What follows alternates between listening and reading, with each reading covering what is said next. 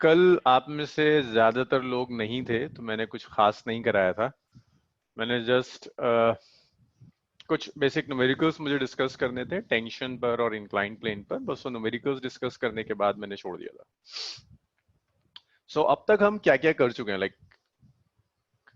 हमने tension solve कर लिया, हमने नॉर्मली एक्शन सॉल्व कर लिया, टेंशन और नॉर्मली एक्शन पे जो टाइप ऑफ प्रॉब्लम्स होती हैं वो हम डिस्कस कर चुके थे, इंक्लाइन प्लेन हमने डिस्कस कर लिया।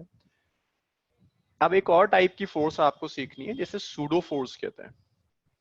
For the next half an hour हम सिर्फ थ्योरी करेंगे और उस हाफ एन आवर के बाद जो न्यूमेरिकल्स होंगे वो इस थ्योरी पर बेस्ड होंगे पूरा। तो जरा सुनिए, frame of reference.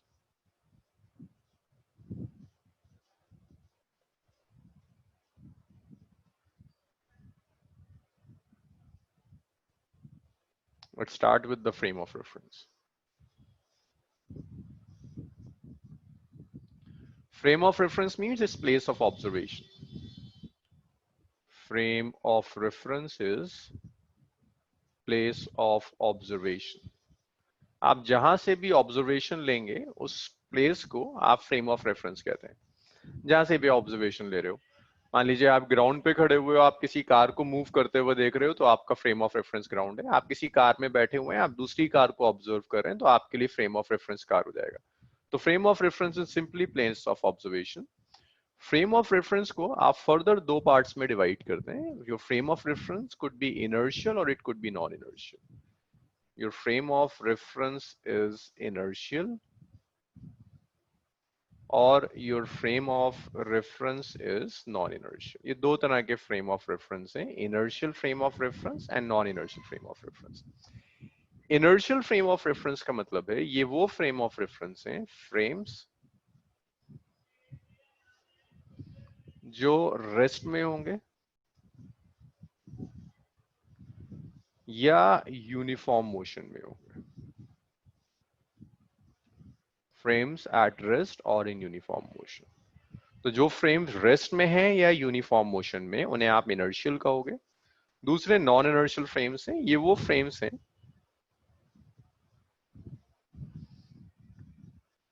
which accelerate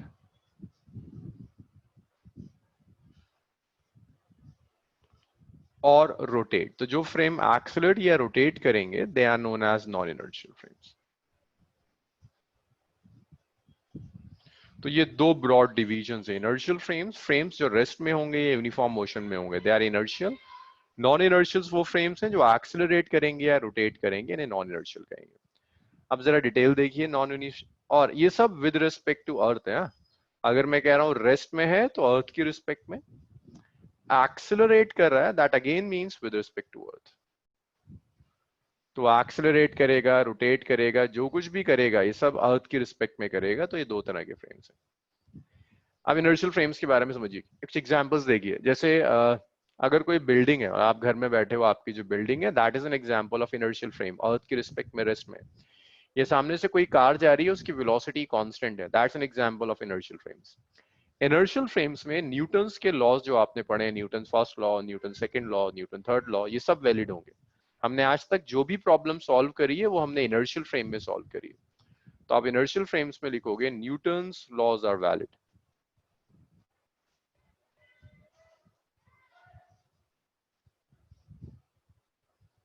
Newton के जो भी लॉज होंगे वो सारे के सारे लॉज इनर्शियल फ्रेम में वैलिड होते हैं। Newton's laws are valid in inertial frame. Newton's laws of motion, जितने भी टाइप के आपने न्यूटन्स लॉज पढ़े, first law, second law, third law, वो सारे के सारे न्यूटन्स लॉज सिर्फ और सिर्फ इनर्शियल फ्रेम्स के लिए होते हैं। नॉन इनर्शियल फ्रेम्स के लिए आप कोई न्यूटन्स लॉ यूज नहीं कर सकते। जब आप नॉन इनर्शियल फ्रेम्स करेंगे they are basically accelerated frames. ये वो फ्रेम्स हैं जो एक्सेलरेट करेंगे या रोटेट करेंगे। तो नॉन इनर्शियल फ्रेम्स में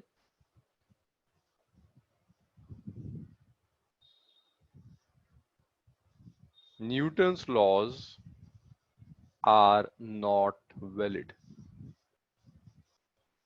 आप नॉन इनर्शियल फ्रेम्स में न्यूटन्स लॉज यूज नहीं कर सकते। Newton's laws non inertial frames में वैलिड नहीं होते।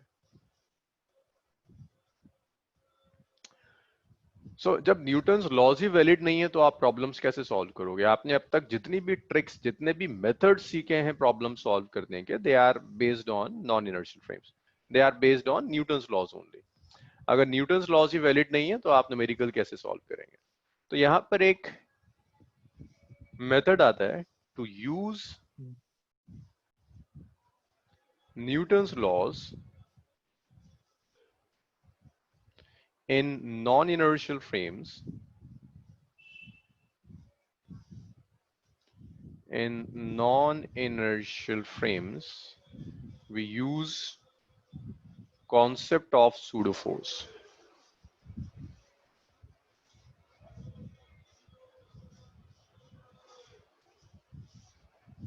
तो अगर आप नॉन इनर्शियल फ्रेम्स में न्यूटन्स लॉज यूज करना चाहते हैं तो आप सूडो फोर्स का कॉन्सेप्ट यूज करेंगे। व्हाट आर सूडो फोर्सेस, ये हम अभी डील करेंगे। इतना लिख लीजिए फिर आगे बढ़ते हैं। Done sir. ठीक है।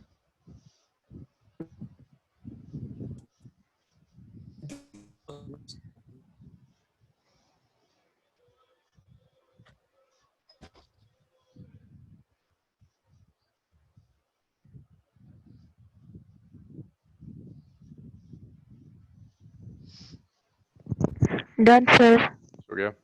Done sir. जितिन, दमन, दीपांशी, आपकी फर्स्ट क्लास है, आप यहां से समझने की कोशिश करेंगे तो चीजें कुछ समझ में आएंगे आपके। Done sir. Done sir. So इसको वाइंड अप करते हैं। अब देखिए,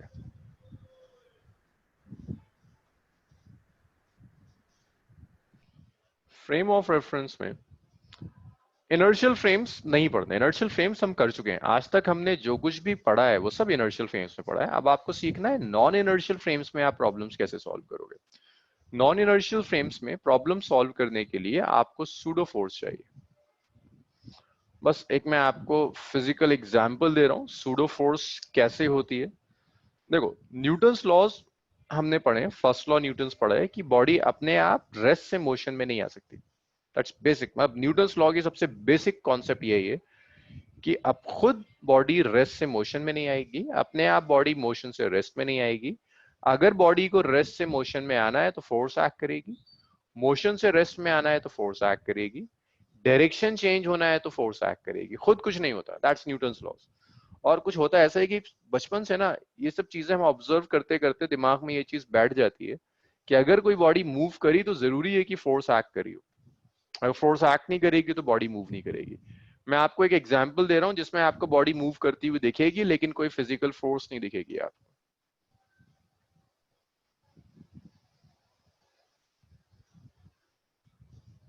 आपने एक बॉडी ली, ये रेस्ट में, मतलब एक आदमी खड़ा हुआ है, मान लीजिए कोई बस है, इस बस के अंदर ये खड़ा है। बस रेस्ट में, ये रेस्ट में रहेगा।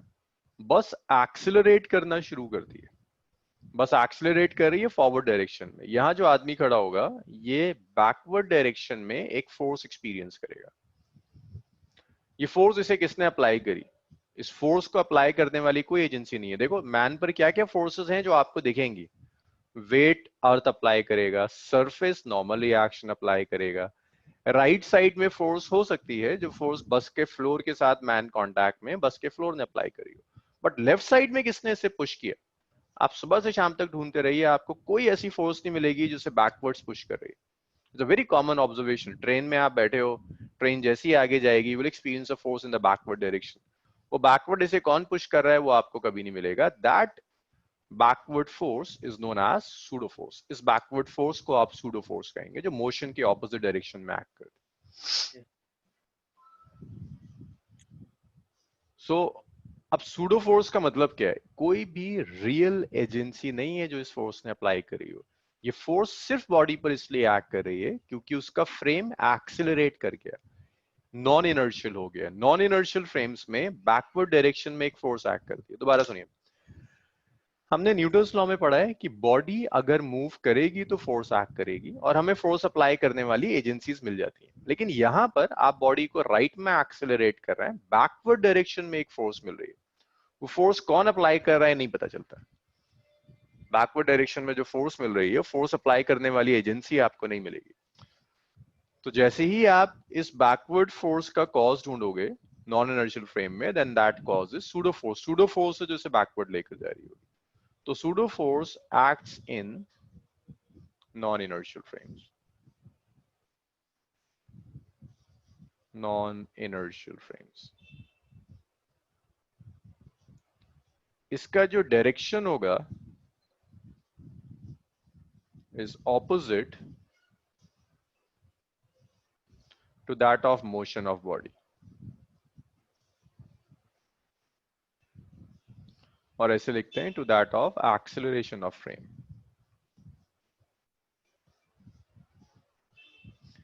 जिस डायरेक्शन में भी आपका फ्रेम एक्सेलरेट करेगा उसके ऑपोजिट डायरेक्शन में सूडो फोर्स जाएगी। फ्रेम आगे जा रहा है, सूडो फोर्स पीछे एक्ट करेगी, ये pseudo force. Pseudo force calculate करने का तरीका है, pseudo force is mass of body pseudo force is mass of body multiplied by the acceleration of frame.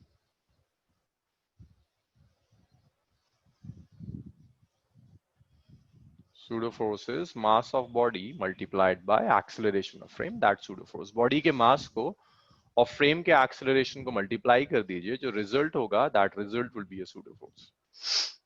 और हमेशा ये motion के opposite direction में pseudo force act करती है। इतना लिखिए। कुछ प्रॉब्लम्स देखते हैं जहां आप सूडो फोर्स अप्लाई करना सीखेंगे।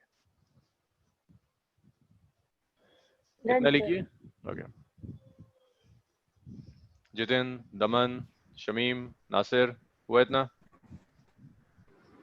Yes sir. तो हमेशा याद रखना सूडो फोर्स कब एक्ट करेगी? इन अ नॉन इनर्शियल फ्रेम्स। अब मैं आपको दो एग्जांपल्स दे रहा हूं, एक एग्जांपल दे रहा हूं। आपको डिसाइड करना है कौन सा ऑब्जर्वर सूडो फोर्स एक्सपीरियंस करेगा। आपने एक ब्लॉक ले लिया, ये एक प्लेटफॉर्म है, इसे प्लेटफॉर्म मान लीजिए। इस प्लेटफॉर्म पर मैंने एक ब्लॉक रख दिया, अब ब्लॉक ऑफ मास है। ये प्लेटफॉर्म राइट साइड में एक्सेलरेट हो रहा है। एक ऑब्जर्वर आपने रखा O1 ग्राउंड पर है, एक ऑब्जर्वर आपने O2 रख दिया प्लेटफॉर्म के ऊपर। आपको ये डिसाइड करना है कौन सा ऑब्जर्वर होगा जो सूडो फोर्स एक्सपीरियंस करेगा, जिसके लिए एम पर सूडो फोर्स लगानी होगी। O1 जो ऑब्जर्वर है ग्राउंड पर है, ग्राउंड इज इनिशियल। तो जब ये एम को देखेगा तो इसे एम पर कोई सूडो फोर्स नहीं दिखेगी, no pseudo force on M.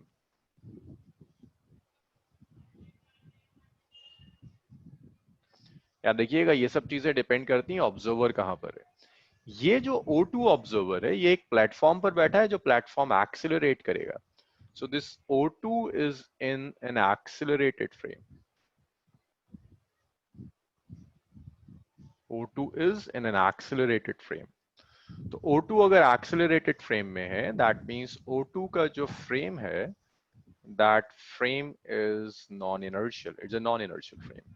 Non inertial frame में ऐसा जरूर होगा कि बॉडी के ऊपर ऑपोजिट डायरेक्शन में एक सूडो फोर्स काम कर जाएगी। तो सूडो फोर्स कौन ऑब्जर्व करेगा? O2। O1 कोई सूडो फोर्स ऑब्जर्व नहीं करेगा। अगर आप ढंग से सोचो कि एक ट्रेन है आगे एक्सेलरेट कर रही है, आप ग्राउंड पर खड़े हुए, आपको ये लगेगा कि ब्लॉक आगे जा रहा है। लेकिन अगर आप ट्रेन में बैठे हो ना, तो आपको दिखेगा अच्छा धीरे धीरे खिसक कर पीछे की तरफ आ रहा है, धीरे धीरे स्लाइड हो रहा है पीछे की तरफ। तो ये डिसाइड करना आया कि कौन से ऑब्जर्वर के लिए आप सूडो फोर्स लेंगे। जो ऑब्जर्वर एक्सेलरेटेड फ्रेम में होगा उसके लिए सूडो फोर्स लेनी है, ग्राउंड वाले ऑब्जर्वर के लिए।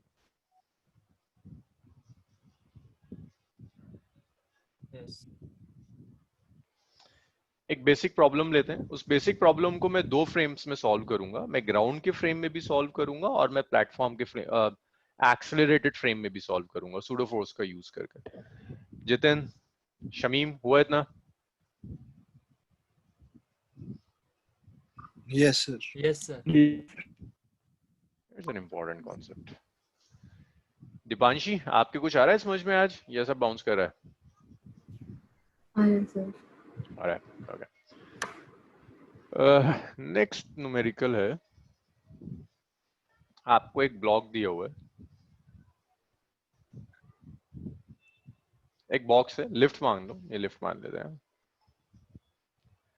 This lift is going upwards with an acceleration है. यहाँ एक ब्लॉक रखा है ऑफ मास m. कहता है कैलकुलेट normal reaction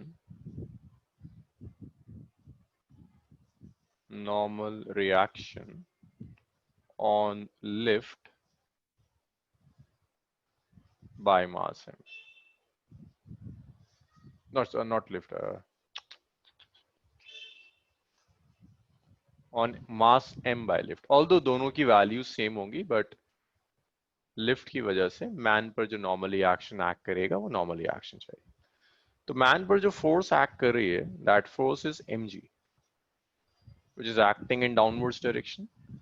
मैन पर जो नॉर्मली एक्शन एक्ट कर रहा है, that normally action is acting in upwards direction.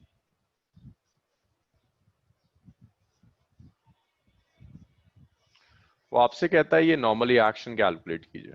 तो जब आप यहाँ FBD बनाओगे, पहले मैं इसको सॉल्व करता हूँ ग्राउंड वाले के लिए. एक ऑब्जर्वर ग्राउंड पर है, तो ग्राउंड वाले with respect to observer on ground, आपको डिफरेंस दिख जाएगा कि ग्राउंड और एक्सेलरेटेड फ्रेम के ऑब्जर्वर की कैलकुलेशंस में डिफरेंस क्या होता है. With respect to observer on ground, तो जो ऑब्जर्वर ग्राउंड पर है, दिस इज मास m.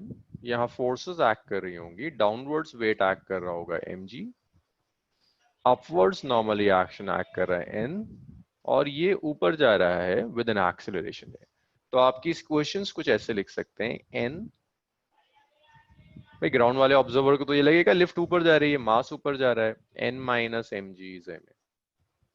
तो जब आप n लोगे, दैट्स ma प्लस mg, ये नॉर्मली एक्शन. फिर सेम प्रॉब्लम सॉल्व करते हैं, बस ऑब्जर्वर को चेंज कर देते हैं. With respect to observer in lift, आपने ऑब्जर्वर को लिफ्ट में बिठा दिया. अब इस ऑब्जर्वर की रिस्पेक्ट में आपको सारी प्रॉब्लम सॉल्व करनी है. तो जैसे ही आपने ऑब्जर्वर को लिफ्ट में बिठाया, this is mass m, downwards weight act करेगा which is mg, upwards normally action act करेगा which is n. It's going upwards with an acceleration है, लेकिन मेरा ऑब्जर्वर यहां खड़ा हुआ है. तो कुछ चीजें देखिएगा, जब ऑब्जर्वर लिफ्ट में ही है तो उसे ये मास मूव करता हुआ नहीं दिखेगा. इस ऑब्जर्वर को लगेगा कि मास का एक्सेलरेशन इज 0. बट आपका जो ऑब्जर्वर है, now this observer is in a non inertial frames. जैसे ही नॉन इनर्शियल फ्रेम आ जाए, आपको सूडो फोर्स पहले याद आनी चाहिए. If your frame is non-inertial, तो एक pseudo force act करेगी. Direction of pseudo force is opposite to that of motion of frame. So if your frame is going upwards, so pseudo force will act in downwards direction. Remember this thing. If a frame is going upwards, तो pseudo force उस frame के motion के opposite direction में जाएगा. Frame ऊपर जा रहा है तो pseudo force नीचे act करेगी. ये बहुत clear होना चाहिए. Man की respect में block का acceleration is 0. लेकिन सूडो फोर्स फ्रेम के एक्सेलरेशन पर डिपेंड करती है, ब्लॉक के नहीं. तो जब आप इस सेकंड वाले मैन की रिस्पेक्ट में FBD ड्रॉ करोगे, सेकंड ऑब्जर्वर की रिस्पेक्ट में ब्लॉक का, so this is mg, normal reaction is n, downwards is a pseudo force, and ये ब्लॉक कहीं नहीं जा रहा, ब्लॉक का acceleration is 0. And again this is with respect to this observer, मैं लिफ्ट का एक्सेलरेशन नहीं ले रहा. सो जितनी फोर्स ऊपर होगी उतनी नीचे एक्ट कर रही होगी. ऊपर क्या एक्ट कर रहा है, n, नीचे एक्ट कर रहा है mg plus m plus pseudo force plus f pseudo. अब आपका काम ये कि आप पीछे पलट के देखिए. मैंने अभी लिखवाया था सूडो फोर्स कैलकुलेट कैसे करते हैं. अभी लिखवाया था सूडो फोर्स इज बॉडी का mass multiplied by acceleration. Body का नहीं लिखवाया था, एक्सेलरेशन फ्रेम का लिखवाया था. फ्रेम क्या है आपकी, लिफ्ट किस एक्सेलरेशन से जा रही है, a से. इसे यहां रख दीजिए. सो ये n हो गया, it's mg plus m. Answers exactly same आते हैं. बस न्यूमेरिकल्स में कभी किसी फ्रेम में प्रॉब्लम आसान हो जाती है, कभी नॉन इनर्शियल फ्रेम में आसान हो जाती है, उसके अकॉर्डिंग हम जाएंगे. लेकिन ऐसा नहीं है कि कोई न्यूमेरिकल अगर नॉन इनर्शियल फ्रेम में सॉल्व हो सकता है तो इनर्शियल फ्रेम में सॉल्व नहीं होगा। न्यूमेरिकल्स दोनों फ्रेम्स में सॉल्व होंगे। लेकिन जब भी आप नॉन इनर्शियल फ्रेम में लाओगे, याद रखना कि मोशन के ऑपोजिट डायरेक्शन में you need a pseudo force. इतना लिखिए, फिर कुछ प्रॉब्लम्स देखते हैं। और एक चीज और है, जैसे जैसे मैं कई दिनों से कहता हुआ आ रहा हूँ, जैसे जैसे मैं आगे बढ़ूंगा स्पीड भी बढ़ेगी और स्टैंडर्ड भी बढ़ेगा। मतलब हम पूरे कोर्स में वैसे नहीं चल सकते जैसे हमने ग्रेविटेशन करा था या काइनेमेटिक्स करा था। तो मेरी मजबूरी थी कि भाई थोड़ा सा आप लोगों की प्रैक्टिस होनी थी, चीजें रिकॉल करानी थी, तो बहुत स्लो चल रहा था मैं। और अभी पैरेलल आपका एक पोर्शन और स्टार्ट होगा। सेकंड बुक के कुछ पोर्शन हैं जो हम पैरेलल लेके चलेंगे 11th और 12 का भी थोड़ा पढ़ो ना। ना से टेंशन मत लो, मैं सब पढ़ाऊंगा तुम्हें, लेकिन तुम करके तो आओ कुछ। Done. कल का लेक्चर सर Noted, sir. क्या? आप क्वेश्चंस देखिए जरा। ये कुछ साल पहले जेई का था, लेकिन जेई के क्वेश्चंस से मिलती जुलती चीजें आपके नीट में रिपीट हो जाती हैं। तो उसमें आपको एक रॉड गिवन है, ये एक रॉड दी हुई है। ये रॉड किसी एक डायरेक्शन में एक्सेलरेट कर रही है। ये रॉड दी है, ये रॉड किसी एक डायरेक्शन में एक्सेलरेट कर रही है। कहाँ गया भाई? ये यहाँ एक्सेलरेट कर रही है। क्वेश्चन समझिएगा। इस रॉड के ऊपर आपने एक बीड लगा दिया। एक बीड है जो बीड नीचे स्लाइड कर सकता है। ये रॉड हॉरिजॉन्टल के साथ कुछ एंगल पर है, that angle is alpha. So a bead of mass m is fitted on to a rod and can move on it without friction.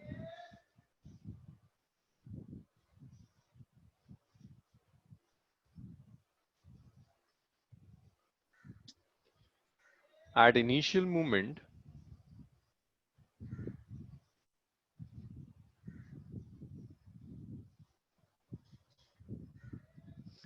bead is in the middle of rod.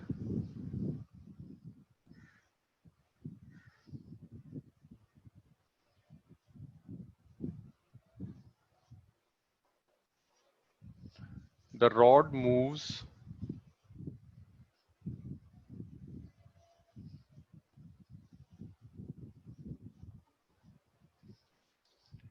translationally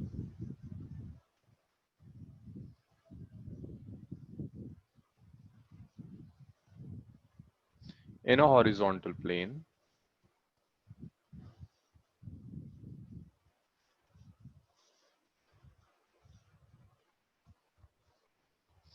with an acceleration a.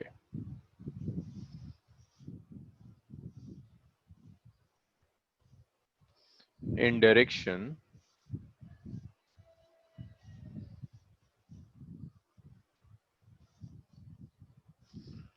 forming an angle alpha with rod.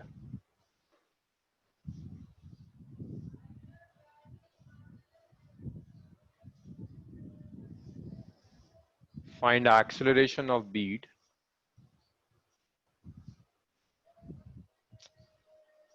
relative to rod.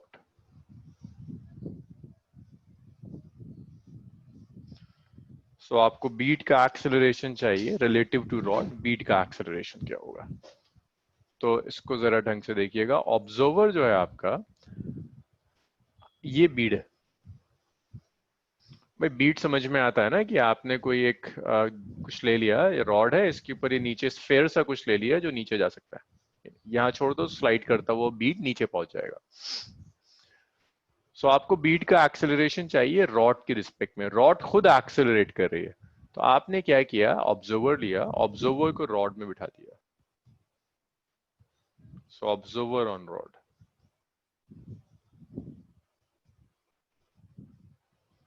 Observer on rod, कि आपने observer को लेकर rod पर बिठा दिया है। अब अगर आपने ऑब्जर्वर को रॉड पे बिठा दिया तो जरा मुझे बताओ, your observer is an inertial frame और this one is an non inertial frame? Observer अगर रॉड पर है तो ऑब्जर्वर कैसे फ्रेम में? Non-inertial. Observer is on accelerating rod, so this is a non inertial frame. जब ये ऑब्जर्वर इस बीट को देखेगा तो देखो बीट पर क्या क्या फोर्सेस एक्ट कर रही होंगी। एक बीट का वेट होगा जो डाउनवर्ड्स एक्ट कर रहा होगा mg। बीट रॉड के साथ कांटेक्ट में है तो रॉड के परपेंडिकुलर एक नॉर्मली एक्शन एक्ट कर रहा होगा n। बीट एक्सेलरेटेड फ्रेम में है, मतलब ऑब्जर्वर आपका एक्सेलरेटेड फ्रेम में है, तो ये देखेगा कि बीट पर एक्सेलरेशन मोशन के ऑपोजिट डायरेक्शन में एक सूडो फोर्स एक्ट कर रही होगी Fp, वेयर F, ये Fp चलो मैग्नीट्यूड देख लेंगे क्या आता है, ये फोर्सेस एक्ट कर रही हैं। तो मैंने आपको ये भी सिखाया था कि जैसे ही आपको वेट दे दे और it's like an inclined plane, तो आप इसे रिजॉल्व करोगे parallel and perpendicular to the plane. ये एंगल अल्फा तो ये अल्फा, कई बार हम कर चुके हैं वेट में। सो this is mg cos alpha, this one is mg sin alpha, ये अल्फा, तो ये भी जो एंगल होगा इसे आप अल्फा कहोगे।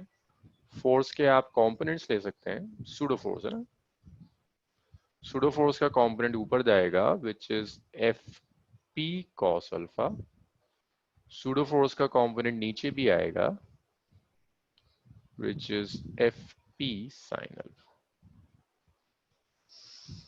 ये सारी चीजें हो गई। और ये जो बीड है, ये बीड कुछ स्लाइड करता हुआ नीचे आएगा। तो देखो अगर मैं बीड का एफपीडी बनाऊं, मुझे तो एक्सेलरेशन से मतलब है, तो वही फोर्सेस एक्ट करेंगी, मैटर करेंगी जो forces along the inclined act कर रही हैं। तो अगर ये मैंने बीड ले लिया तो स्पीड पे देखिए क्या क्या forces along the inclined act कर रही हैं। डाउन द प्लेन एक फोर्स एक्ट कर रही है which is mg sin alpha. Up the inclined plane एक फोर्स एक्ट कर रही है which is pseudo force Fp cos alpha. ये बीट स्लाइड करता हुआ नीचे आ रहा है विद एन एक्सेलरेशन ab, और तो कोई फोर्स नहीं है। आप ऐसे लिख सकते हैं कि mg, fbd लिखना सिखाया था मैंने आपको, fbd से equation mg sin alpha minus fp cos alpha, bead का mass is m, its mass into acceleration of the beat, its mass into acceleration of the beat, value रख दीजिए। So your mg sin alpha minus pseudo force which is ma cos alpha is mass into acceleration of the beat। मास से मास cancel हो गया तो beat का acceleration आ गया, it's g sin alpha minus a cos alpha. So g sin alpha minus a cos alpha is the acceleration of the beat। तो ये beat का acceleration. सो इस एक्सेलरेशन से बीट नीचे स्लाइड करता हुआ आ जाएगा g sin alpha minus a cos alpha. इतना लिखिए फिर आगे बढ़ते हैं।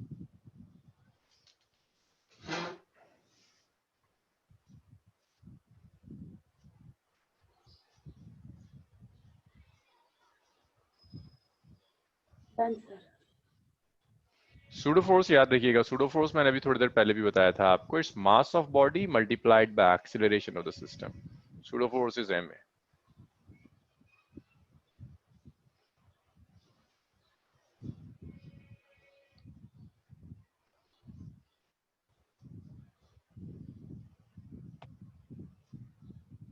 नासिर हुआ इतना?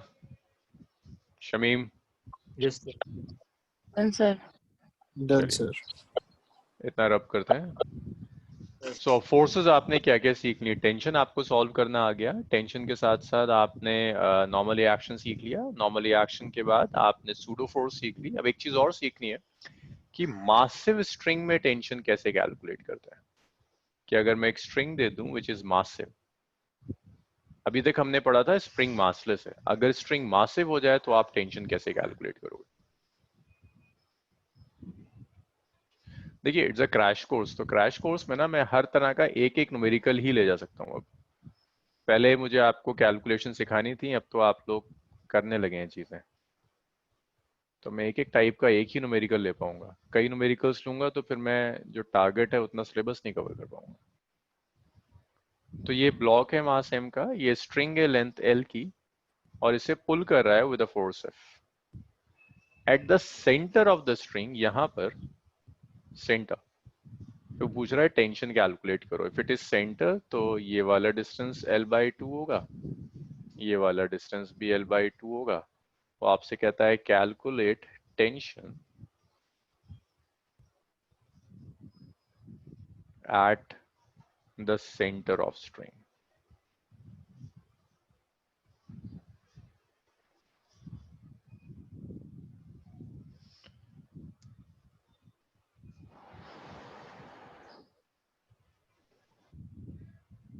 सेंटर ऑफ द स्ट्रिंग पर आप कैलकुलेट कीजिए।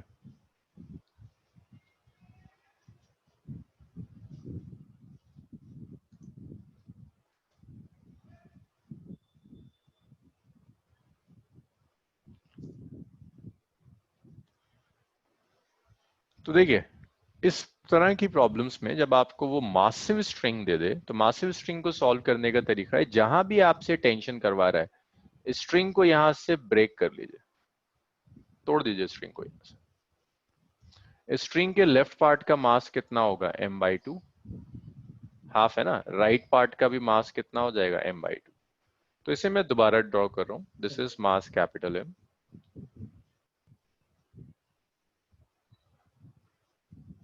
this is string of mass m/2। फिर एक स्ट्रिंग और है आधी, इसको बड़ा बनाना पड़ेगा।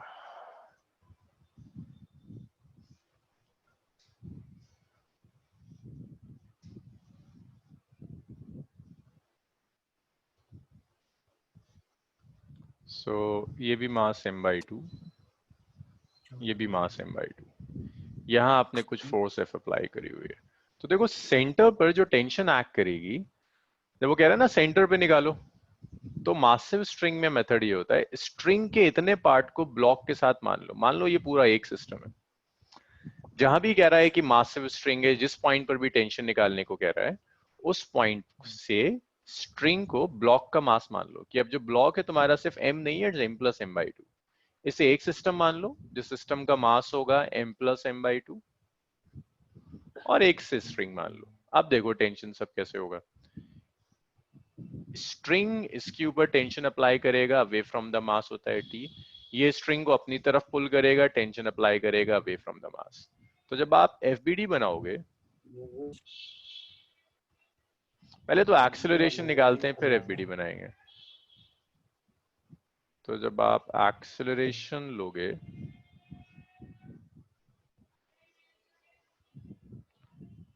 Acceleration A, acceleration is net force divided by total mass। So net force is F, total mass is m + m।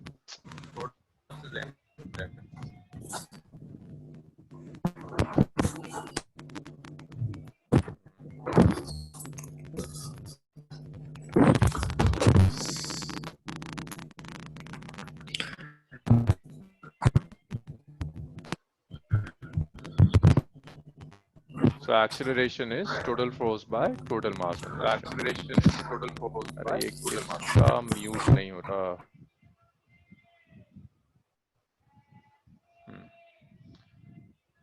So ये acceleration हो जाएगा सिस्टम का। So the acceleration is F by m + m। This is the acceleration of the system।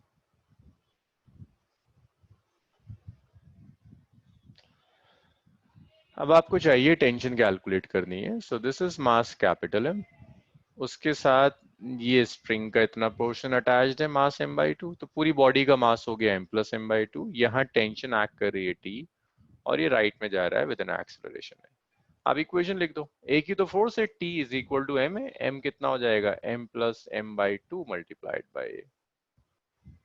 आप यहाँ से a की value रख दीजिए, तो टेंशन हो गया it's m+m/2 multiplied by a, which is F by capital M plus small m. So that's tension, which is m+m/2 F by m plus m. इतनी टेंशन एक्ट कर रही होगी स्ट्रिंग के अंदर। यहां तक बताइए, मुझे कोई डाउट है? आगे बढ़े। मासिव स्ट्रिंग है तो स्ट्रिंग के पार्ट को बॉडी के साथ अटैच करना होगा। फिर समझ लो कि तुम्हें एक बॉडी दी है जिसका मास m ना होकर m+m/2 है, और ये स्ट्रिंग इसके ऊपर टेंशन अप्लाई कर रही है। ये आप इसी प्रॉब्लम को इस स्ट्रिंग से भी सॉल्व कर सकते हैं कि आप एक और स्ट्रिंग ले लो, यहाँ फोर्स F एक्ट कर रही है, लेफ्ट में टेंशन T एक्ट कर रही है, और ये स्ट्रिंग राइट में जा रही है विद एन एक्सेलरेशन है। यहाँ से भी आप निकाल सकते हो टेंशन क्या होगी, रिजल्ट सेम आएगा। इतना लिखो, फिर फ्रिक्शन पढ़ेंगे।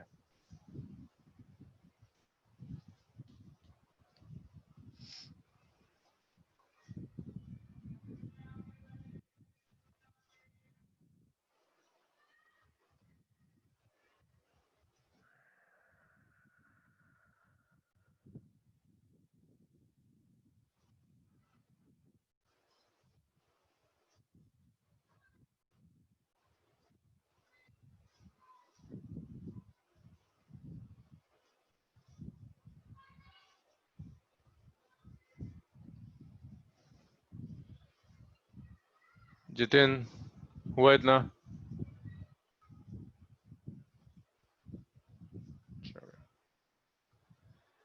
नेक्स्ट देखिए, the next is friction. The next is friction.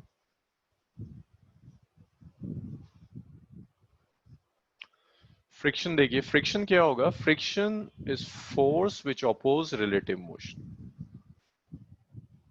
Force which oppose relative motion.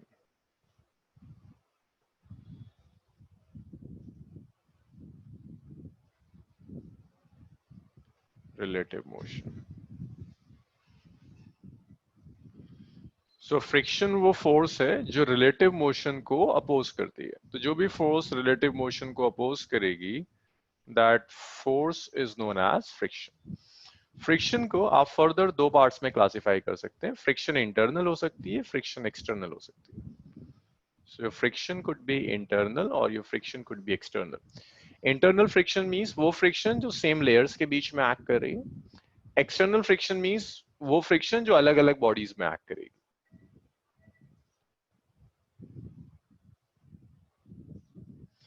Friction could be internal or it could be external. Internal friction fluid में act करती है, जिसे viscosity कहते हैं, जिसे हम study नहीं करेंगे अभी। Viscosity fluid में act करता है, liquid और gases के layers में viscosity act करेगी। External friction वो है जिसे आगे से हम friction कहेंगे, and it acts between two solid surfaces. It acts between two solid surfaces.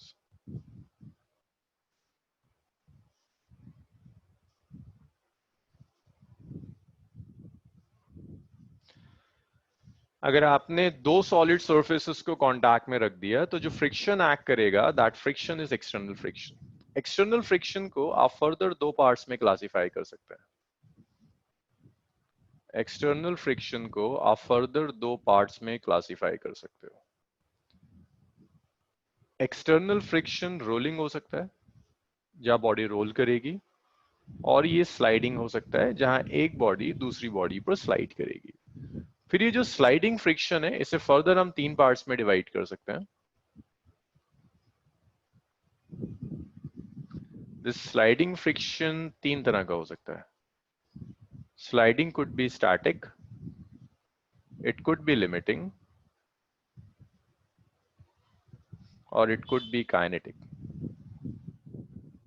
देखिए, मैं आपको बहुत ज्यादा एग्जांपल्स नहीं दे पाता, ये मजबूरी होती है क्रैश कोर्स की। ईयर लॉन्ग कोर्स में इसका 3 गुना टाइम होता है, तो एग्जाम्पल्स बहुत दिए जा सकते हैं, लेकिन यहाँ मजबूरी है टीचर्स की भी, टाइम लिमिटेड है, बहुत ज्यादा एग्जाम्पल्स नहीं हो सकते। इतना लिख लीजिए, फिर आगे बढ़ेंगे।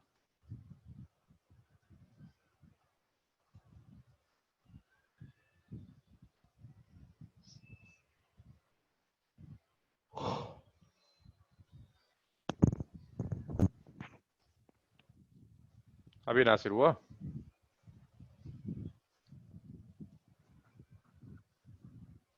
Done, sir. Okay. Done, sir. ये हो गया।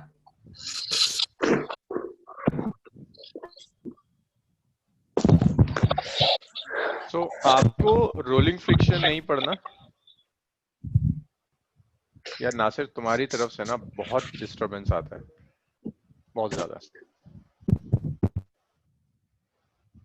एक तो आप ईयरफोन यूज किया करिए, आप ईयरफोन यूज नहीं करते हैं, जितना दुनिया भर की आवाज होती है वो सबके लिए हो जाती है।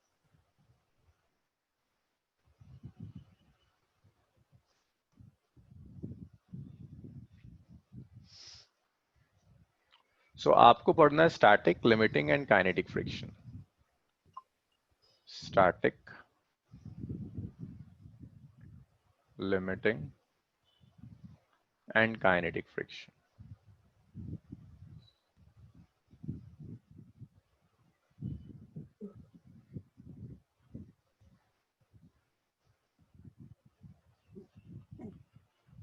Static friction, limiting friction and kinetic friction, ये 3 तरह के फ्रिक्शन हैं। पहले देखो स्टैटिक फ्रिक्शन क्या होगा और कब एक्ट करेगा।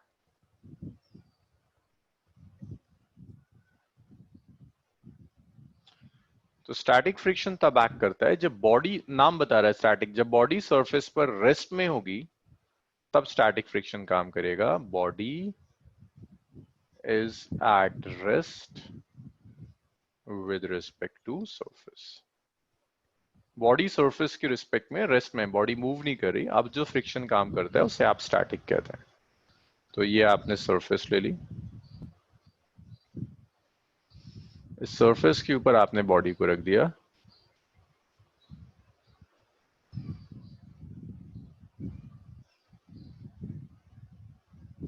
बॉडी मूव नहीं कर रही, बॉडी रेस्ट में, आपने एक फोर्स अप्लाई करी, अ फोर्स ऑफ 1 न्यूटन। देखो बॉडी मूव कब नहीं करेगी, जब फ्रिक्शनल फोर्स भी कितनी होगी, 1 न्यूटन। आपने बॉडी पर फोर्स अप्लाई करी, a force which is 2 Newton. तो यहां भी जो फ्रिक्शन एक्ट करेगा, that friction will be 2 Newton, और आप फोर्स अप्लाई कर रहे हो बॉडी पर, फोर्स इज 3 न्यूटन। सो यहां भी जो फ्रिक्शन एक्ट करेगा, that friction will be 3 Newton. तो जब भी बॉडी रेस्ट में है, जो फ्रिक्शन एक्ट करता है वो अप्लाइड फोर्स के इक्वल होगा, तभी बॉडी रेस्ट में रहेगी। फ्रिक्शन ऐसा नहीं हो सकता कि अप्लाइड फोर्स से ज्यादा हो जाए, एटमोस्ट हो सकता है कि अप्लाइड फोर्स फ्रिक्शन से ज्यादा हो जाए और बॉडी मूव कर जाए। तो जब तक बॉडी रेस्ट में, जो फ्रिक्शन एक्ट करता है, that is static.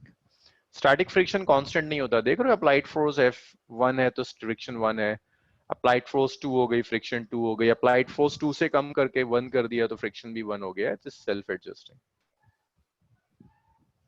Your friction is self adjusting. ये अपने आप को अप्लाइड फोर्स के अकॉर्डिंग एडजस्ट करता चला जाता है। स्टैटिक फ्रिक्शन के बाद नेक्स्ट आता है लिमिटिंग। देखो सही मायनों में लिमिटिंग फ्रिक्शन कोई अलग नहीं है, its maximum value of static friction. Limiting friction is maximum value of static friction. Maximum value of static friction जो होगा, उस maximum value को आप limiting friction कहेंगे। तो limiting friction is maximum value of static friction. ये तब act करता है जब बॉडी जस्ट मूव करने वाली होती है। It acts when body is at verge of motion. जब बॉडी जस्ट मूव करने वाली है, उस इंस्टेंट पर जो फ्रिक्शन एक्ट करेगा, दैट इज लिमिटिंग फ्रिक्शन। इसे आप लिमिटिंग कहेंगे। मैक्सिमम वैल्यू स्टैटिक की। अब अगर आप ऐसा कहो कि अप्लाइड फोर्स लिमिटिंग फ्रिक्शन से ज्यादा हो जाए तो बॉडी मूव कर जाएगी। अगर लिमिटिंग फ्रिक्शन से अप्लाइड फोर्स आपकी ज्यादा हो जाती है, applied force is greater than force of limiting friction, तो बॉडी मूव कर जाएगी।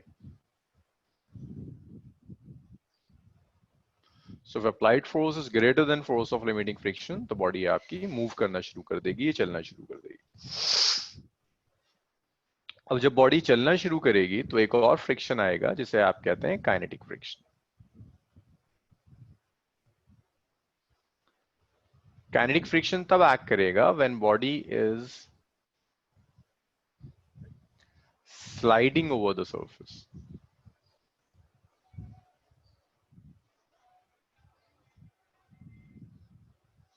तो जो बॉडी सरफेस के ऊपर स्लाइड कर रही है, तो जो फ्रिक्शन एक्ट करेगा that friction is kinetic friction. और ये चीज और याद रखिएगा, काइनेटिक फ्रिक्शन कम होता है लिमिटिंग फ्रिक्शन से।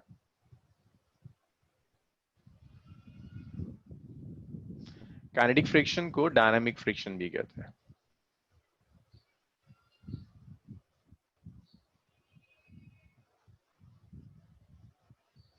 तो एक बार और देखिए, एक सरफेस है, उस पर आपने एक बॉडी रख दी, इस बॉडी पर आपने फोर्स अप्लाई करनी शुरू करी। जब तक बॉडी मूव नहीं करती, जो फ्रिक्शन एक्ट करेगा दैट इज स्टैटिक। उस स्टैटिक फ्रिक्शन की मैक्सिमम वैल्यू को आप कहोगे दैट इज लिमिटिक। जब बॉडी एक्चुअल में मूव करना शुरू कर देगी, तब जो फ्रिक्शन होगा दैट फ्रिक्शन इज काइनेटिक। क्या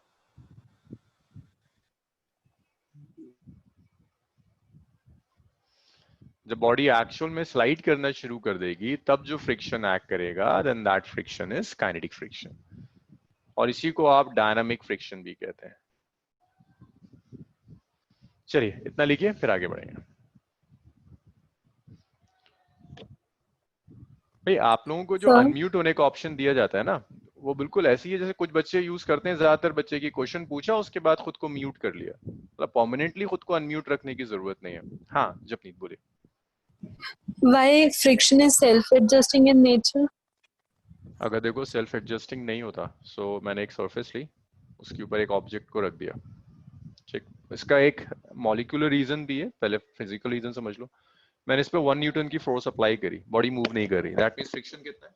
1 न्यूटन। मैंने 5 न्यूटन अप्लाई करी, बॉडी मूव नहीं कर रही, फ्रिक्शन इज 5। अगर मैं 5 से दोबारा 1 पे कर दूं, फ्रिक्शन अगर 5 पर ही फिक्स हो गया, तो बॉडी तो बैकवर्ड डायरेक्शन में मूव कर देगी अगर फ्रिक्शन आपका फिक्स हो जाए। फ्रिक्शन इज 5 न्यूटन फिक्स्ड है। अप्लाइड फोर्स पहले 5 न्यूटन थी, ठीक है, अप्लाइड फोर्स 2 न्यूटन हो गई, तो फ्रिक्शन तो ज्यादा है, बॉडी से फ्रिक्शन मूव करा देगा, लेकिन फ्रिक्शन मूव नहीं कराता। फ्रिक्शन क्या करता है? रिलेटिव मोशन का अपोज करता है, इसलिए सेल्फ एडजस्ट होता चला जाएगा up to limiting friction. Limiting friction के बियॉन्ड अगर आप जाओगे तो फिर फ्रिक्शन बढ़ नहीं पाता। Okay, sir. Done sir. Okay.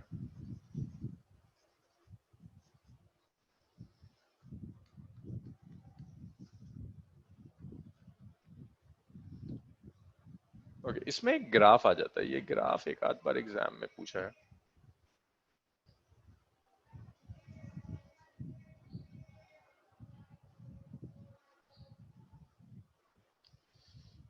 So x axis पर अप्लाइड फोर्स है, y axis पर फ्रिक्शनल फोर्स है। आप जैसे जैसे अप्लाइड फोर्स बढ़ाओगे, फ्रिक्शनल फोर्स बढ़ती चली जाएगी, that is static friction. Frictional force बढ़ने के बाद एक मैक्सिमम वैल्यू पर आएगी, दैट इज लिमिटिंग। सो ये जो पूरी लेंथ है, ये पूरा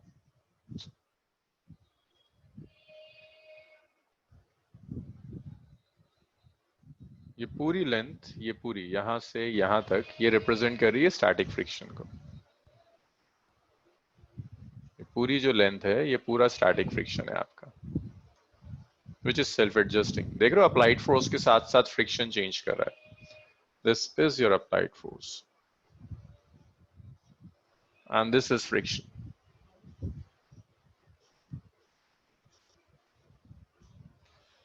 एक जगह जाकर फ्रिक्शन मैक्सिमम हो जाएगा, इसे आप कहते हैं, ये आपका स्टैटिक फ्रिक्शन था। जहां जाकर फ्रिक्शन मैक्सिमम हो गया, इसे आप कहते हैं लिमिटिंग फ्रिक्शन। इसके बाद फ्रिक्शन डिक्रीज होना शुरू होगा और डिक्रीज होने के बाद ये फ्रिक्शन कांस्टेंट हो जाएगा। जब ये फ्रिक्शन कांस्टेंट हो जाएगा तो इस फ्रिक्शन को आप कहोगे ये फ्रिक्शन कांस्टेंट हो गया। This friction is known as, ये फ्रिक्शन कांस्टेंट हो गया। इस फ्रिक्शन को आप कहोगे this is kinetic friction, this is F kinetic. जब बॉडी मूव करना शुरू कर देगी तो एक कांस्टेंट फ्रिक्शन एक्ट करता है which is kinetic. So that is applied force versus friction graph. इतना लिखिए, फिर देखते हैं कैलकुलेट कैसे करेंगे। अभी सिर्फ आपने टाइप ऑफ फ्रिक्शंस देखे। Done, sir. दमन, Sir. Done, sir. हो गया।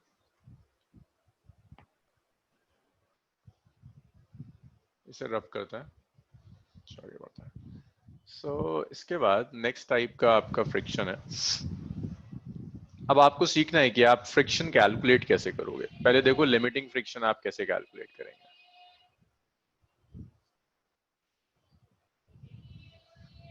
लिमिटिंग फ्रिक्शन, ये लिमिटिंग फ्रिक्शन कैलकुलेट होगा कैसे।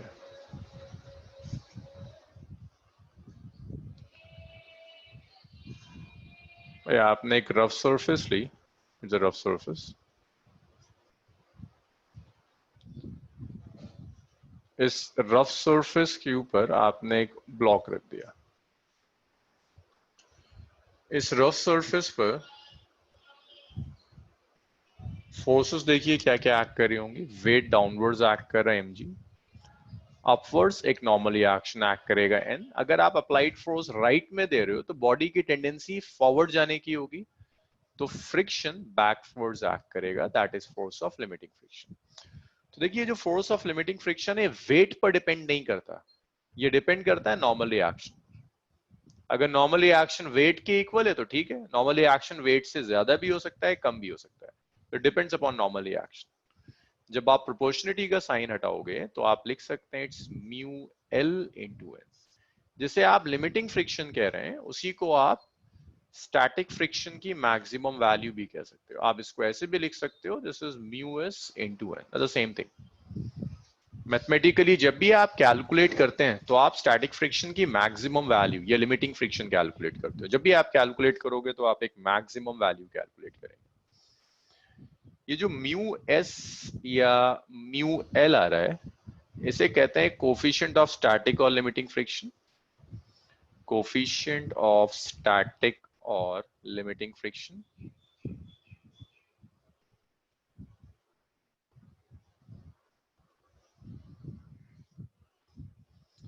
It's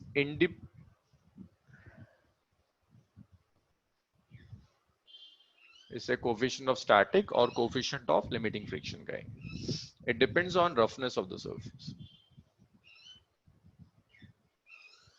It depends on the roughness of surface. Surface कितनी रफ है उस पर ये म्यू एस और ये म्यू एल डिपेंड करेगा, the roughness of the surface.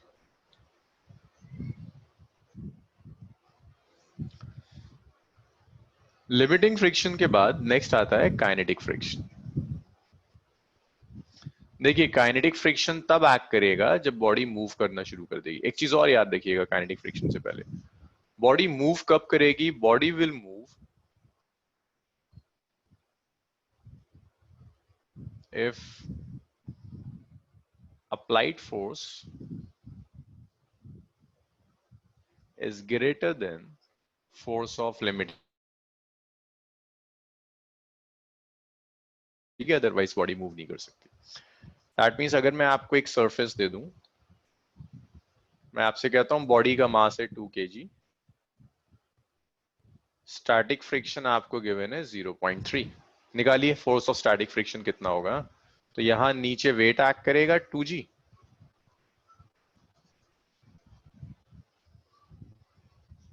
नीचे इसका वेट एक्ट करेगा विच इज 2g, अपवर्ड्स एक नॉर्मली एक्शन एक्ट करेगा विच इज m।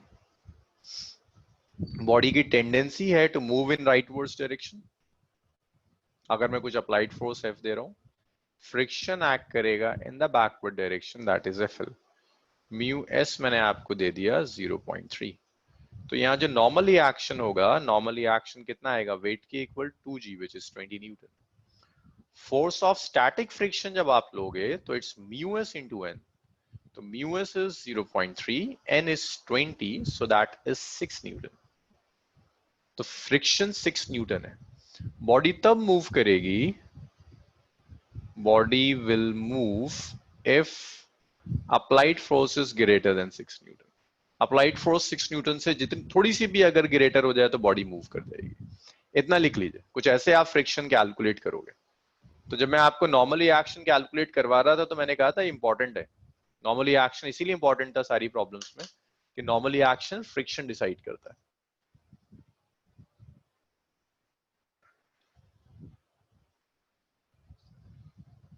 इतना लिखिए, मुझे बताइए इसमें अगर कोई डाउट है, क्योंकि यहां डाउट रह गया तो जैसे ही मैं ढंग के न्यूमेरिकल्स पर आऊंगा आप अटक जाओगे। याद रखिए ये अगले 5-10 मिनट में और जो आप करेंगे आगे न्यूमेरिकल्स उसी पे डिपेंड करेंगे।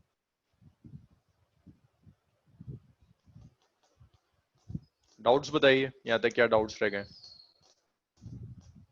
नासिर, शमीम, जरा, दमन, जितिन, दीपांशी, डाउट्स बताइए इसके बाद अगर कुछ डाउट्स हैं तो। जहरा, सलील,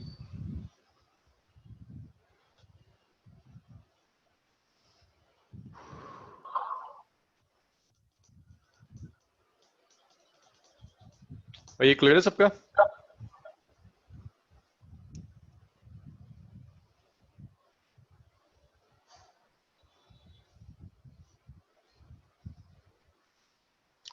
ओके, कोई डाउट नहीं है, ग्रेट। नेक्स्ट देखिए, काइनेटिक फ्रिक्शन आप कैसे कैलकुलेट करोगे?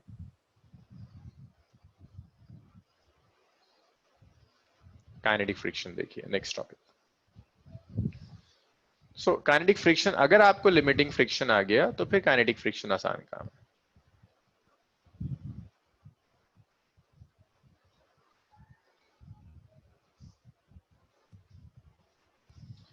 सो काइनेटिक फ्रिक्शन एक्ट करता है when bodies are in motion. It acts when body is sliding over surface। तो जब बॉडी सरफेस के ऊपर स्लाइड करेगी तो जो फ्रिक्शन एक्ट करेगा that is kinetic friction. So kinetic friction का रिलेशन बिल्कुल लिमिटिंग फ्रिक्शन की तरह होता है, इट्स म्यू के मल्टीप्लाइड बाय एन। तो यहां जो म्यू के है, that mu k is coefficient of kinetic friction, is coefficient of kinetic friction। और याद रखिएगा coefficient of kinetic friction less होता है coefficient of static friction से, इसीलिए force of kinetic friction is less than force of limiting friction or static friction। Static friction की maximum value से kinetic friction हमेशा कम होगा।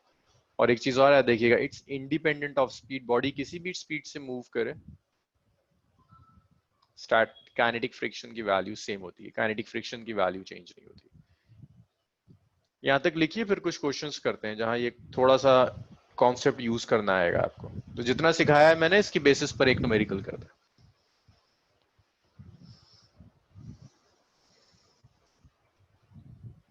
Done, sir. Okay, Deepanshi, Jamila, rub करूं इसे? Done, sir. Okay. Yes, sir. So the next question is कि उसने आपको, अब जितना सीखा है आपने पिछले आधे घंटे में, देखो कुछ सीखा भी था, अप्लाई करके देखिए। एक सिंगल क्वेश्चन है, सब चेक कर लेगा। सो यहाँ आप अप्लाइड फोर्स दे रहे हो F, बॉडी का mass is 10 kg, coefficient of static friction is 0.3, coefficient of kinetic friction is 0.2। एक चीज और याद रखिएगा, ऐसा कभी नहीं होता है कि स्टैटिक और काइनेटिक एक साथ काम कर जाए, वो आपको डिसाइड करना होता है कि स्टैटिक एक्ट कर रहा है, काइनेटिक एक्ट कर रहा है। So calculate force of friction, कितना फ्रिक्शन एक्ट कर रहा है, और बॉडी का एक्सेलरेशन क्या होगा, acceleration of body if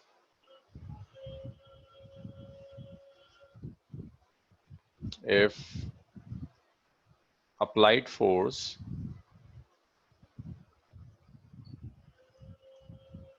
F is 10 Newton है, F is 30 न्यूटन है, F is 50 न्यूटन, कि पहले मैंने 10 न्यूटन की अप्लाइड फोर्स दी, फिर 30 न्यूटन, फिर 50 न्यूटन। फ्रिक्शन कितना है और एक्सीलरेशन कितना है, करके दिखाइए जरा मुझे, फिर आगे बढ़ेंगे।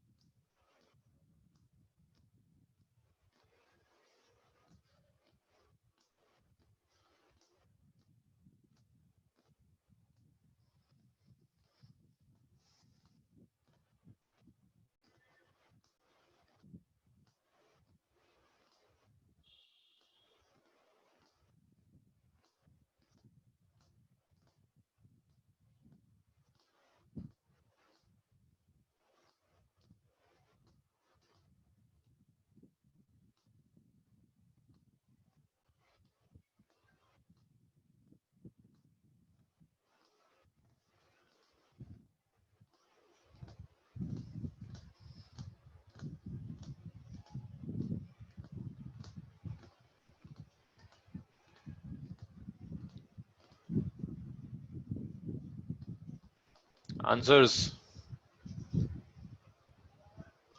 अगर कुछ सीखा था पिछले आधे घंटे में तो कुछ होना चाहिए। गलती हो बहुत होगा, आंसर गलत होगा, लेकिन कुछ तो आएगा, मतलब मिलता जुलता आएगा, कुछ एग्जैक्ट नहीं भी आएगा तो। और कुछ नहीं आने का मतलब है कि पिछले आधे घंटे आप सोए हैं, मुझे शक्लें तो दिख नहीं रही होती।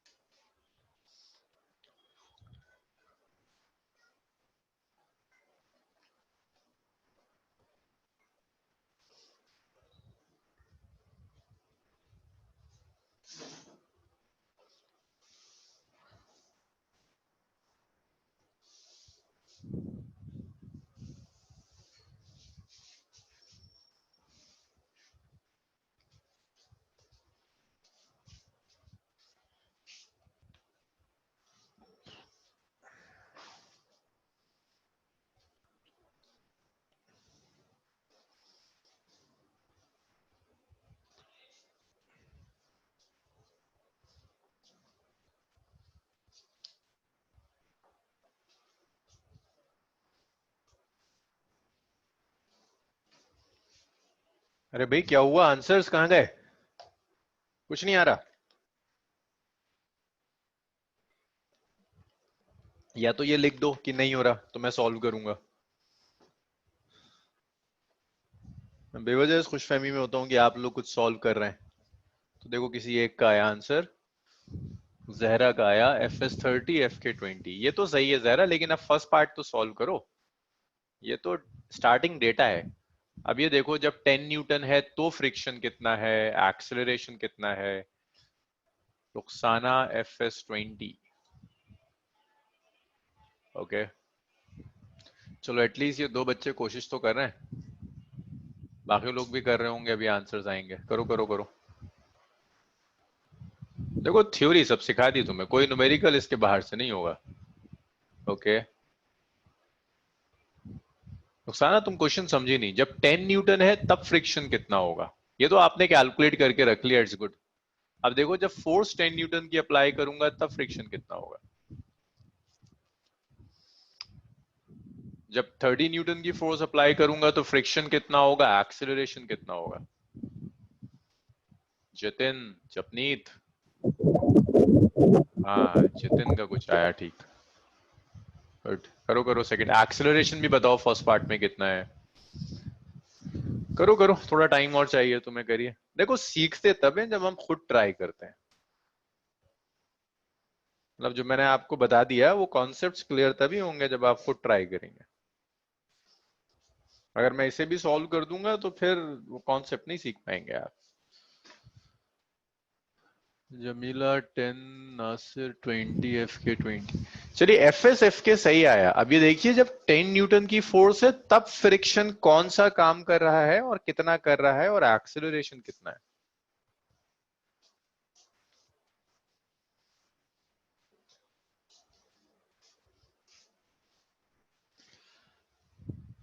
समझ नहीं आ रहा कि क्या करना है। ओके जहरा, जहरा सही आ रहा है तुम्हारा, करो करो आगे करो, सही कर रहे हो।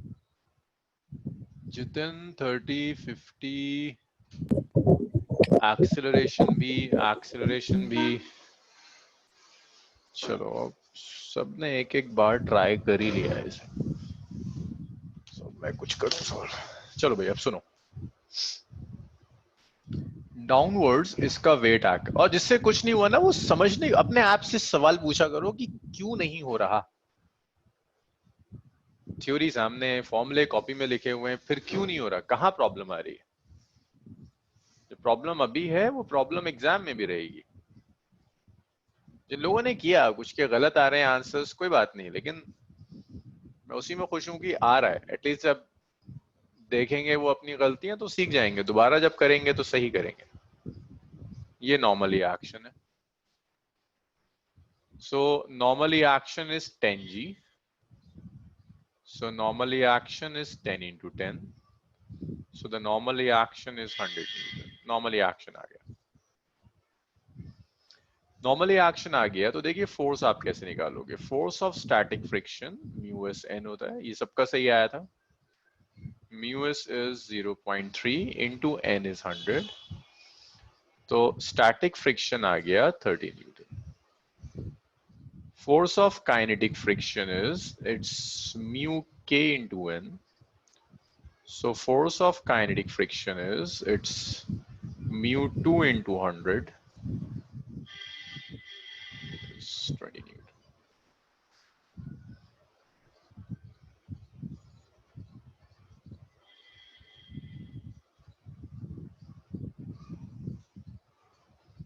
That's 20 Newton. First part. So अगर आप applied force दे रहे हो, applied force of 10 Newton, 10 Newton की applied force है ये रहा। आपको देखना है फ्रिक्शन क्या होगा। तो देखिए 10 न्यूटन की अप्लाइड फोर्स दी है, मैंने आपको बताया है कि बॉडी तो मूव नहीं कर सकती। बॉडी तब मूव करेगी जब स्टैटिक फ्रिक्शन, अब ये है maximum value of static friction. तो पहले तो आप ऐसे डिसाइड कर लिया करोगे यार देखो F जो है it's less than maximum value of static friction. So ये बहुत क्लियर हो गई बात कि बॉडी मूव नहीं कर सकती। एक तो सीधी सीधी क्लैरिटी यहां से आ जानी चाहिए कि अगर फोर्स स्टैटिक फ्रिक्शन की मैक्सिमम वैल्यू से कम है तो बॉडी किसी हाल में मूव नहीं करेगी। अब जब बॉडी मूव नहीं करेगी तो फ्रिक्शन कौन सा एक्ट करेगा, स्टैटिक फ्रिक्शन। अब कई लोगों का आंसर गलत आएगा, वो कहेंगे static friction 30। Static friction self adjusting है, अप्लाइड फोर्स से ज्यादा कभी स्टैटिक फ्रिक्शन नहीं हो सकता। अप्लाइड फोर्स अगर 10 न्यूटन है तो स्टैटिक फ्रिक्शन 10 न्यूटन होगा। ये 30 तो आपने मैक्सिमम वैल्यू कैलकुलेट करी, इट्स सेल्फ एडजस्टिंग, ये हमेशा अप्लाइड फोर्स से बैलेंस होने की कोशिश करेगी। तो अप्लाइड फोर्स इज 10 न्यूटन, तो स्टैटिक फ्रिक्शन इज 10 न्यूटन। जो मैं आपसे कह रहा था ना, मुझे जो आंसर चाहिए फर्स्ट पार्ट का आंसर ये है कि बॉडी मूव नहीं करेगी, that means acceleration 0। Static friction कितना है, 10 Newton. Second, applied force is 30 Newton. So applied force is force of maximum static friction. अभी भी equilibrium होगा, body rest में रहेगी. Body at rest. Acceleration कितना? 0. और applied force कितनी हो जाएगी? बिल्कुल static friction कितना होगा? applied force के equal. तो अब जो friction act करेगा वो friction 30 Newton. तो second part का आंसर था कि friction 30 Newton है and acceleration is 0. Third part में आइए. Applied force कितनी है? 50 Newton. So applied force is now greater than maximum value of static friction. So इसका मतलब है कि अब आपकी जो body हो जाएगी, that body will move. क्या body move कर जाएगी? अब ये body move कर जाएगी. अब जब body move करेगी तो आपको acceleration चाहिए. तो ये आपने एक body ले ली. 10 kg mass है इस body का. ये अप्लाइड फोर्स एक्ट कर रही है.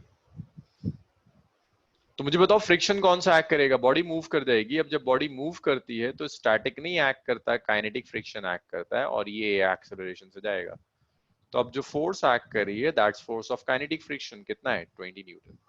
तो थर्ड पार्ट का आंसर है फ्रिक्शन कितना है? 20 न्यूटन. It's kinetic. एक्सेलरेशन के लिए इसकी इक्वेशन लिख दो. F माइनस एफ के इज 10 into a. निकाल दो यहाँ से एक्सेलरेशन कितना होगा. और हमेशा ऐसे ही किया करो, जब आपने थ्योरी कर ली, कॉन्सेप्ट्स कर लिए, नहीं हो रहा तो अपने आप से पूछा करो क्यों, क्या परेशानी आ रही है, कहाँ नहीं होके दे रहा.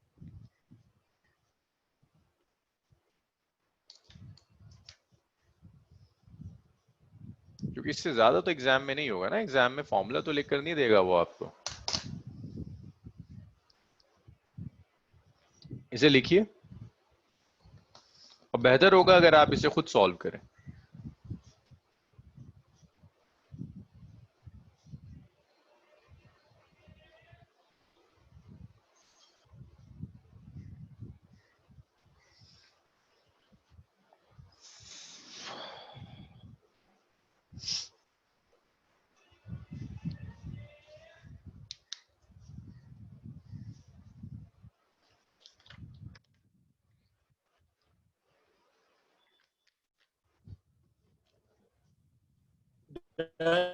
सर हाँ बताइए.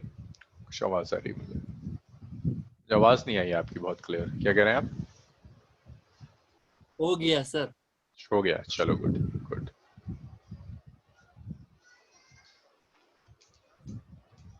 इतना हो जाए मुझे बताइए प्लीज सर. अब करते हैं फिर आगे बढ़ेंगे. Done, sir.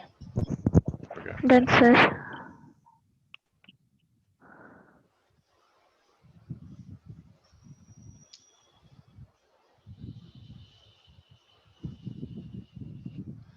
एक चीज और याद रखिएगा कि अगर मैं आपको ये प्रॉब्लम एस ऑब्जेक्ट को ना हॉरिजॉन्टल ना रखकर वर्टिकल रख दूं,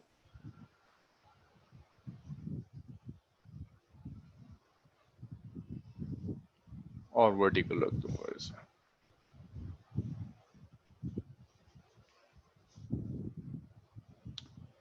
और मैं आपसे कहता हूं यहां से मैंने फोर्स F अप्लाई करी. बॉडी का mass is m, its weight is mg downwards. Surface normally action exert करेगी इस डायरेक्शन में. देखिए नॉर्मली एक्शन वेट पर नहीं डिपेंड करेगा, नॉर्मली एक्शन F पर डिपेंड करेगा. वेट के इक्वल नहीं होगा. वेट के इक्वल तो तब होता जब नॉर्मली एक्शन ऊपर जाता. नॉर्मली एक्शन कांटेक्ट के परपेंडिकुलर होता है.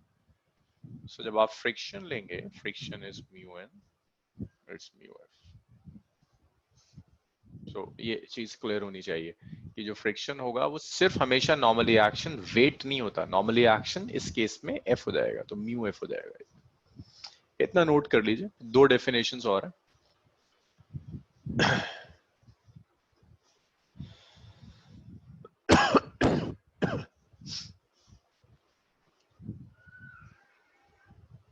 अच्छा डेफिनेशंस तो अब आज नहीं होंगी. अच्छा अब कुछ और सुनिए, कुछ चीजें और सुनिए. हम कुछ फैकल्टीज अब और ऐड करेंगे टीम में, क्योंकि अब हमारे पास टाइम 45 डेज हैं. आप सबकी स्पीड बहुत अच्छी हो चुकी है तो हम और तेजी से लेकर जाएंगे. तो आपके नंबर ऑफ आवर्स भी इस वीक से बढ़ जाएंगे और फैकल्टीज भी आपके साथ और ऐड होती चली जाएंगी. लाइक फिजिक्स में हम कुछ फैकल्टीज और डालेंगे, बायोलॉजी में मेरे साथ साथ कुछ फैकल्टीज और होंगी, केम में कुछ फैकल्टीज और होंगी, फैकल्टीज हम ऐड करते चले जाएंगे, और फैकल्टीज सब एक ही एक्सपीरियंस और एक ही स्टैंडर्ड के हैं। अब जितने फैकल्टीज हम डालेंगे, अगर मैं फिजिक्स में कोई डाल रहा हूँ बिल्कुल वही है जैसे मैं पढ़ाता हूँ, हमेशा साथ में ऐसे ही कराते हैं कि क्रैश कोर्स में जब सिलेबस और पुश करना होता है तो हम 2-3 लोग मिलकर करा रहे होते हैं, तो आपको कहीं कोई डिफरेंस नहीं लगेगा कि मैंने पढ़ाया या किसी और ने पढ़ाया, सालों से हम लोगों का यही है। अब 10-10 साल का हम सबको एक्सपीरियंस है और हम सिलेबस ऐसे ही डिवाइड करके कर रहे होते हैं, तो कुछ फैकल्टीज और सब्जेक्ट्स में भी हम ऐड करते हुए चलेंगे just to boost the syllabus. क्योंकि अब मुझे फील हो रहा है कि आप लोगों को अगर मैं ज्यादा स्पीड से भी लेके चलता हूँ तो कोई परेशानी नहीं होगी। इसके बाद नेक्स्ट देखिए, नेक्स्ट है angle of friction, last topic आज का, एंगल ऑफ फ्रिक्शन। तो देखो एंगल ऑफ फ्रिक्शन का क्या मतलब है, अगर मैंने एक सरफेस ले ली, फ्लैट सरफेस,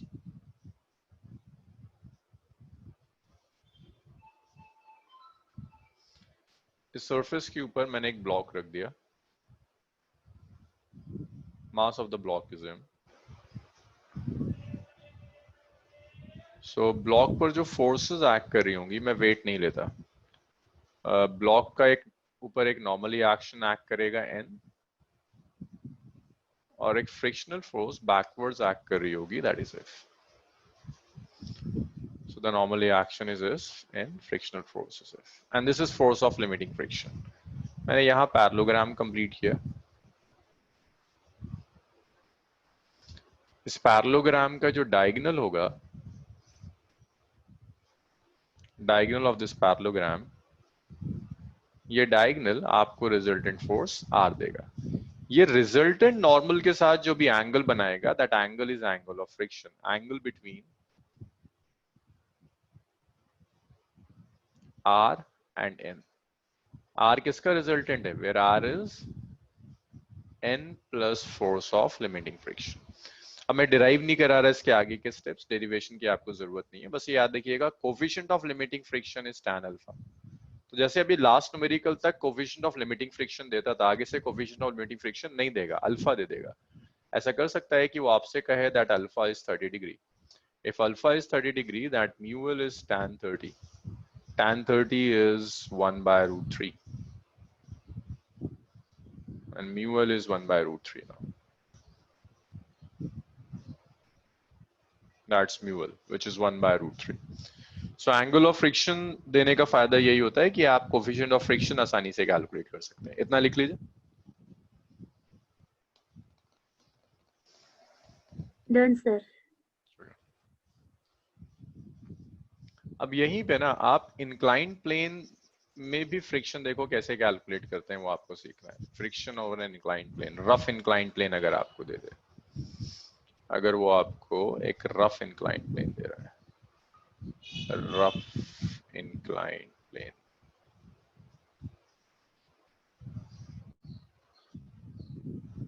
अगर उसने आपको एक रफ इंक्लाइंड प्लेन दे दिया, rough inclined plane, and this angle is say theta.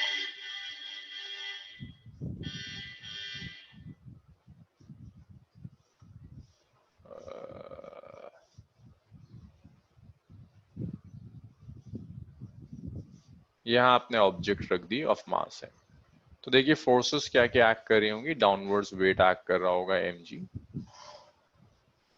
ये नॉर्मली एक्शन एक्ट कर रहा है n, if this is theta तो ये भी थीटा, ये आ जाएगा mg cos थीटा और ये आ जाएगा mg sin theta.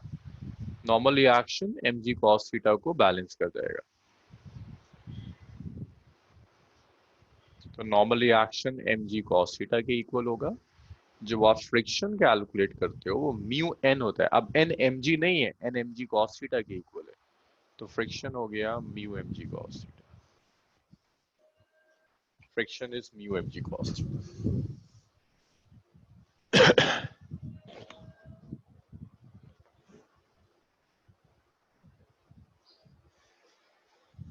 That's frictional force, mu mg cos theta आपका फ्रिक्शनल फोर्स हो जाएगा।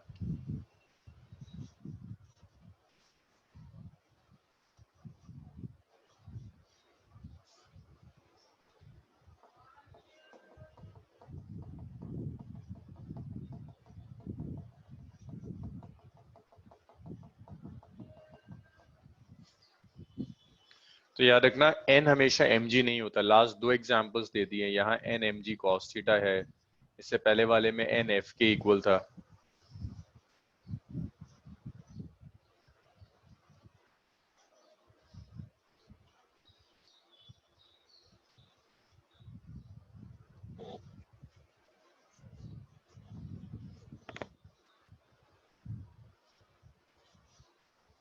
चलो भाई आज इसे यहीं छोड़ेंगे, कल यहीं से कंटिन्यू करेंगे। सर कल का लेक्चर नासिर कल का लेक्चर निष्कर्ष से पूछो प्लीज, मतलब निष्कर्ष के ही पास सारे लेक्चर्स होते हैं, वो रिकॉर्ड वहीं होते हैं। यस सर चलिए, okay, Allah Hafiz. Thank you, sir. Okay.